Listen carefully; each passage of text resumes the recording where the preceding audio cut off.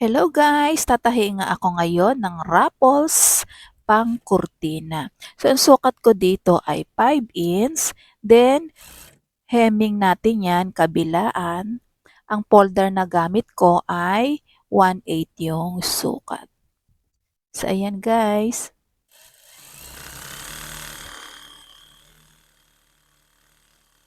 Gina fabric yung aking gamit.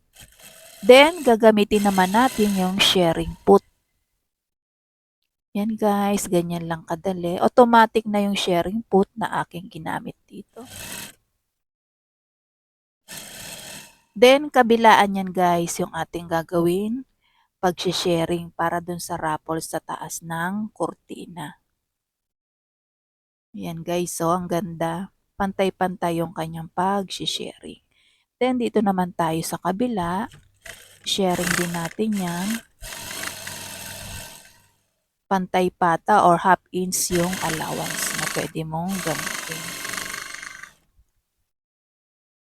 Kung bago ka pa nga lang sa aking channel, please subscribe, like, and hit nyo rin yung bell button para lagi kayong updated sa mga upcoming videos pa na aking gagawin.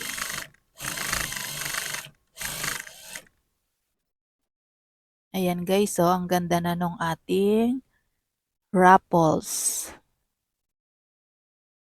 Next naman natin ay ikakabit na natin sa kortina. Ayan.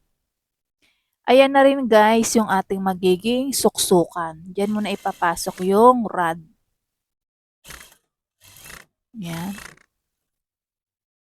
Papatong nga lang natin siya doon sa mismong kortina. Yan, ipipin ko na rin dito para makita natin na magiging pantay yung kanyang pagtahi mamaya doon sa baba.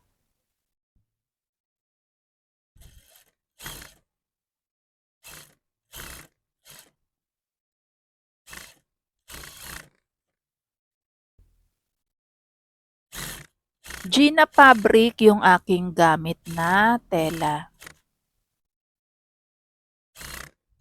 Ito ay order na nung aking client. 6 feet and 7 feet yung kanyang order.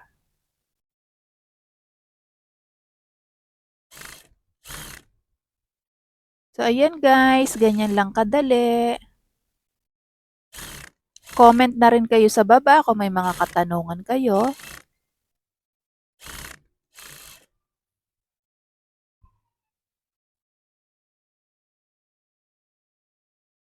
Then, after mo nga niyang matahi sa taas, dito ka naman sa baba.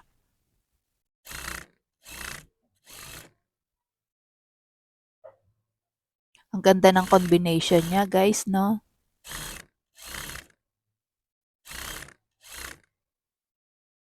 Yan, guys. Sa baba naman, after niyan.